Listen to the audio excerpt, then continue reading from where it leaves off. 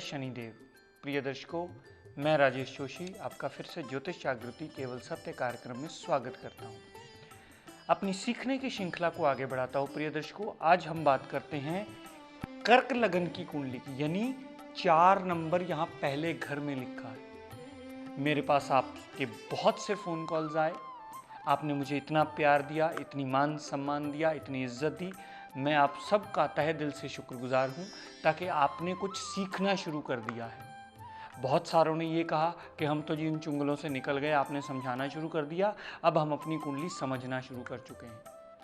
तो प्रिय दर्शकों, हमारी इस जागृति कार्यक्रम का मंतव्य जो है, अब वो मुझे पूर्ण होता नजर आ रहा है।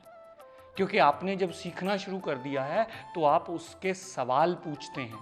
सवाल पूछने का मतलब ये होता है कि आप उस पर दिमाग लगा रहे हो। दिमाग लगाने का मतलब ये हुआ कि आपकी कुछ ज़रूर समझ में आएगा।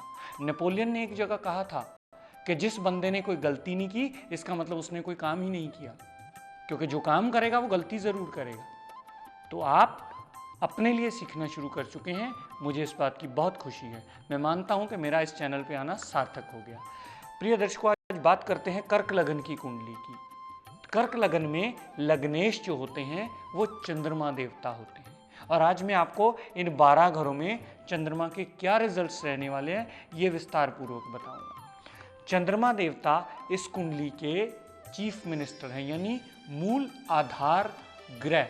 इस चंद्रमा कुंडली में नींव बनाकर बैठे हैं, क्योंकि लगन के मालिक हैं, पहले घर के मालिक हैं। जिन्होंने थोड़ी देर से देखना शुरू किया है तो नोट कर लीजिए, ये पहला घर होता है और पहले घर के मालिक चंद्रमा देवता हैं। तो चंद्रमा देवता अगर लगन में ही बैठे होंगे तो कुंडली के लिए बहुत अच्छा होगा। हालांकि पंच महापुरुषों में इसको योग को कोई पदवी नहीं दी गई है, लेकिन अपने आप में ये बहुत अच्छा माना जाता है। कारण लग्नेश का लगन में होना और उसमें थोड़ा सा भी अगर बल हुआ तो वो जातक हर प्रॉब्लम से निकलने का योग लेकर के आता है। हर प्रॉब्लम्स, परेशानी टलती है उसकी। क्यों? क्योंकि चंद्रमा की स्पीड इतनी ज़्यादा है कि हर 1.25 दिन में वो घर बदल देता है। तो जितनी मर्जी बड़ी प्रॉब्लम होगी, 1.25 दिन में वो निकल जाएगी। चंद्रमा देवता लगन में बैठे होंगे तो इंसान की प्लीजिंग पर्सनैलिटी होगी। वो जातक अपने दाम्पत्य सुख पे दृष्टि डाल करके उसे पूर्णता अच्छा कर लेगा, पार्टनरशिप ये चीज़ अच्छी कर लेगा। जातक की पर्सनैलिटी में थोड़ा सा फैटीपन होगा। क्यों? क्योंकि ये जल ग्रह है। जल तत्व होना अपने आप में ये माना जाता है कि इंसान में थोड़ा सा जल की मात्रा शरीर में ज़्यादा होती है, लेकिन वो अच्छे के लिए होती है, बुरे के लिए नहीं। चंद्रमा देवता दूसरे घर में बैठे हों, यानी सिंह राशि के दूसरे घर में हो, तो जातक की वाणी बहुत मीठी होगी। जातक बड़े तमीज से बात करेगा, लेकिन एक एडवांटेज और साथ में एक डिसएडवांटेज है, क्योंकि ये घर सूर्य देव का है। जहाँ ज़रूरत पड़ी वहाँ औखे बोल लिए, जहाँ ज़रूरत पड़ी वहाँ इतने शांत हो गए, इतना मीठा बोल लिए कि इंसान को समझ में नहीं आता ये वही बंदा है जो बोल रहा। तो यहाँ उसको फाइनेंस की कमी कभी नहीं आती, अपने परिवार से जुड़ा रहता है सदा, क्योंकि ये धन कुटुंब वाणी का घर है और चंद्रमा इस कुंडली का सबसे कारक ग्रह है। अगर ये इसी भाव में पड़ा हुआ तो परिवार से जुड़ा रहेगा, धन की कमी कभी नहीं आने वाली, वाणी बहुत अच्छी होगी। अगर चंद्रमा देवता तीसरे घर में यानी कन्या राशि के पड़े हो या तीसरे घर में कुंडली के हो, तो जातक की मेहनत नॉर्मल से ज्यादा होगी। जातक का अपना ध्यान छोटे भाई बहनों पर ज्यादा होगा। जातक हमेशा छोटी यात्राएं करके ही कुछ ना कुछ अर्जित कर पाएगा। उसका दृष्टि अपने पिता पर पड़ना पिता के लिए कोई बहुत अच्छा नहीं होगा, क्योंकि गलत भाव में बैठकर दृष्टि डाल रहा। जातक के लिए फेवरेबल नहीं होगा तीसरे घर में बैठना, क्योंकि तीसरे घर की बढ़ोतरी होगी, यानी इंसान की मेहनत की बढ़ोतरी होना।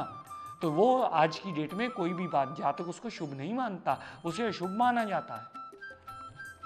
चंद्रमा देवता चौथे घर में पड़े हो यानी तुला राशि में पड़े हो इस कुंडली में, अच्छा हो गया, दिशा बली हो गई। यहाँ गाड़ी, वाहन, सुख सुविधाएं, प्रॉपर्टी, माता से अच्छे संबंध, वो सारी चीजें देगा। लेकिन शर्त इतनी है, मैं पहले भी कई बार कह चुका हूं कि उसमें डिग्री वाइज बलाबल होना बहुत जरूरी है। यहाँ 0 डिग्री के पड़े हों और किसी पोंगे पंडित ने आपको बोल दिया आपका जी चंद्रमा सुख सुविधाओं में बहुत अच्छा रहेगा, वो 0 डिग्री का कभी रिजल्ट नहीं देने वाला। ये आपको डिसाइड करना है कि हर ग्रह का बलाबल कितना है। क्योंकि कुछ लोगों को दिक्कत परेशानियां होती हैं, मेरे समझाने से भी दिक्कत परेशानियां होती हैं कि ये क्यों समझा रहा है लोगों को, क्यों अवेयर करा रहा है लोगों को हमारे पास ही आने दो। नहीं भाई, मुझे समझाने दो, आप अपना काम करो, मुझे अपना काम करने दो। मैं पिछले 10 साल से कर रहा हूँ, चैनल पे तो आज आया हूँ, लेकिन ज़िंदगी निकल गई इसको समझाते समझाते। कितने स्टूडेंट्स पढ़ के इस इंस्टीट्यूशन से गए हैं, आप किसी से भी पूछ सकते हैं। तो समझाना हर एक की बेसिक ड्यूटी है। ज्ञान, बार बार मैं ये कहता हूँ, ज्ञान बांटने से बढ़ता है, बेचने से नहीं बढ़ता। तो यहाँ ज्ञान बांटना है। तो चंद्रमा अगर चौथे घर में हुए तो अच्छा फल देंगे। गाड़ी वाहन सुख सुविधाएं, माता से रिलेशन अच्छे, हर चीज़ से संपन्न कर देंगे। अपनी दशा अंतरदशा में कामकाज पर भी अच्छा असर डालेंगे। कामकाज की वृद्धि होगी, बढ़ोतरी होगी, इंप्रूवमेंट मिलेगी आपको। चंद्रमा देवता यहां बैठे हों स्कॉर्पियो राशि के, यानी वृश्चिक राशि के, कुंडली के 5वें घर में, कभी अच्छा फल नहीं देंगे प्रिय दर्शकों, कभी रिजल्ट पॉजिटिव देंगे ही नहीं। क्यों? क्योंकि यहां ये नीच के हो गए। 8वीं राशि में चंद्रमा देवता नीच के होते हैं। हमेशा बंदे का मन डावाडोल स्थिति में रहेगा, स्टमक की प्रॉब्लम रहेगी, औलाद से दिक्कत परेशानियां बनी रहेंगी, माइंड स्टेबल नहीं होगा, कॉन्फिडेंस लेवल डिक्रीज होगा, डबल माइंडेडनेस आ जाएगी। मैं ये करूं, मैं वो करूं, मैं ये करूं, मैं वो करूं, और ऊपर से किसी ने त्रिकोण का डोरा पीटते हुए मोती पहना दिया तो बंटाधार। आपको यहाँ हाथ जोड़ के पूजन प्रणाम करना पड़ेगा। हे चंद्रमा देवता, अपनी नीचता मत दिखाइए, अपनी कृपा दृष्टि सदा बनाए रखिए। चंद्रमा देवता छठे भाव में पड़े हों, कभी अच्छा फल नहीं देंगे। हाउस ऑफ कंपटीशन के लिए सिर्फ अच्छे हुए, लेकिन रोग, ऋण, शत्रु, दुर्घटना, मुकदमा, एक्सीडेंट, कोर्ट केस, लिटिगेशन, अपनी सारी दशा अंतरदशा में ये रिजल्ट वो देंगे। फजूल का व्यय, यहां से दृष्टि डालेंगे 12वें घर पे, फजूल का व्यय। जातक खुद कहेगा जी पैसा आता बाद में, जाने को पहले तैयार खड़ा होता है। क्यों? क्योंकि व्यय पे दृष्टि डाल दी चंद्रमा देवता ने।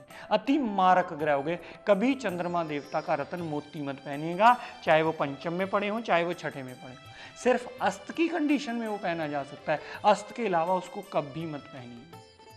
चंद्रमा देवता 7वें घर में पड़े हों, बहुत अच्छा फल देंगे। क्यों? क्योंकि लग्न को स्वयं ही देख रहा है। लग्नेश जब लग्न को देखना शुरू कर दे तो जातक की पर्सनैलिटी में अच्छा योग लेके आता है। बीवी या पति बहुत अच्छा मिलता है। अगर लड़के की कुंडली है तो पत्नी बहुत अच्छी मिलेगी, लड़की की कुंडली है तो पति बहुत अच्छा मिलेगा। बहुत प्लीजिंग पर्सनैलिटी वाला होगा, यानी बार बार उससे बात करने को दिल चाहेगा। अगर चंद्रमा देवता यहाँ पड़े होंगे तो पार्टनरशिप से बहुत बनेगी उसकी, अपनी पार्टनरशिप सक्सेसफुली निभा पाएगा। डेली वेजेस में कोई ना कोई कार्य उसे मिलता रहेगा, वो रोजी रोजगार उसका सदैव चलने वाला है। चंद्रमा देवता यहां पड़े हों कुंडली के सबसे वर्स्ट हाउस, यानी 8वें घर में, चंद्रमा देवता यहां कभी अच्छा फल नहीं देने वाले। अपनी दशा अंतरदशा में सदैव हेल्थ की प्रॉब्लम, मेंटल पीस की प्रॉब्लम, फाइनेंस की प्रॉब्लम, हर तरह से ऑब्स्टेकल्स को बढ़ावा देना, ये चंद्रमा देवता इस घर में सदैव करने वाले हैं। क्यों? क्योंकि मारक ग्रह नहीं, वो कारक हैं। कारक ग्रह जहां बैठता है उस घर की वृद्धि करता है। अगर वो 8वें घर में बैठा है तो 8वें घर के रिगार्डिंग रिजल्ट की वृद्धि कर देगा। तो ध्यान देने योग्य बात है, यहां मोती कभी गलती से भी गलती मत कर लेना पहन के। यहां उसको पाठ प्रणाम करना पड़ेगा, क्योंकि उसने ऑब्स्टेकल्स बढ़ा दिए हैं।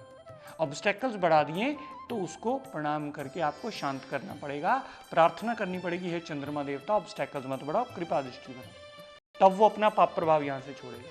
चंद्रमा देवता यहां भाग्य में पड़े हों तो बहुत अच्छा हो गया, यानी जातक भाग्यवान हो गया। जातक की पिता से बहुत बनती होगी, जातक धर्म को मानने वाला होगा, अपने भाई बहनों की भी केयर करने वाला होगा। जातक रिसर्च में अच्छा मकाम हासिल कर सकता है। जातक विदेश यात्रा भी कर सकता है, क्योंकि ये विदेश यात्रा का भी घर है। तो ये जातक के लिए अच्छा हो गया। हर काम अपने भाग्य के आश्रय वो बनाता नजर आएगा आपको। चंद्रमा देवता यहां बैठे हो मेष राशि के, यहां आपको मोती पहनना बहुत जरूरी हो जाएगा। क्यों? क्योंकि जल ग्रह होकर के ये अग्नि राशि है। जल ग्रह होकर के अगर अग्नि राशि में चला जाए तो अपने आप में ही उसका बल कम हो जाता है, और अगर बल कम हो जाए तो हमें यहां उसको एक्टिवेशन देनी पड़ेगी, तभी वो चंद्रमा सही ढंग से रिजल्ट दे पाएगा। अगर चंद्रमा देवता 11वें घर में आ जाए, 11वें घर के चंद्रमा देवता कुंडली में सबसे अच्छे माने जाते हैं। क्यों? क्योंकि ये फुलफिलमेंट ऑफ डिजायर्स का घर है और चंद्रमा देवता यहां उच्च के हुए हैं। चंद्रमा देवता इस लगन कुंडली में सदैव अच्छा फल देंगे। क्यों? क्योंकि उच्च का होने की वजह से उसकी दृष्टि अनसर्टेन गेन्स पे होने की वजह से सदैव अच्छा देने के लिए वो बाध्य हो गए। इंसान जो मांगेगा उसको मिलेगा। अगर उसकी दशा अंतरदशा चल पड़ी और उसमें जरा सा बलाबल हुआ तो वो इंसान को करोड़पति बना देगा, क्योंकि ये लाभ का भी घर है, ये बड़े भाई बहनों का भी घर है, ये छोटी बीमारियों का भी घर है, छोटी मोटी हेल्थ प्रॉब्लम भी लेके आएगा वो। क्यों? वो छठे से छठा भी है। अगर चंद्रमा देवता 12वें घर में व्यय में बैठे हों, इंसान की विदेश सेटलमेंट तो जरूर होगी, लेकिन सारी जिंदगी इंसान अपने खर्चों से ही कोप अप नहीं कर पाता, अपने खर्चों से पार ही नहीं वो जा पाता, क्योंकि ये व्यय का घर है और चंद्रमा यहां कारक नहीं रहा। और किसी ने आपको मोती रिकमेंड कर दिया और आपने मोती डाल लिया, उसने इस घर को एक्टिवेट कर देना है और साथ में छठे घर पे दृष्टि डाल के इसको एक्टिवेट कर देना है। अस्पताल के खर्चे, मेंटल हेल्थ में प्रॉब्लम, फिजिकल हेल्थ में प्रॉब्लम, मन लगने वाला ही नहीं है। आप बहुत सारे जातकों को कहते सुनेंगे कि यार मन ही नहीं लगता घर में जाके, मन किसी जगह टिकता ही नहीं है। क्यों नहीं टिकता? क्योंकि चंद्रमा कहीं इल प्लेस्ड है। चंद्रमा मन का कारक है। चंद्रमा का इल प्लेस्ड होना अपने आप में बहुत नुकसानदेह होता है कुंडली में। वो मन का आदमी कभी स्टेबल नहीं होता जिसका चंद्रमा हमेशा गड़बड़ हो, 6, 8, 12 में हो, नीच हो, अस्त हो जाए।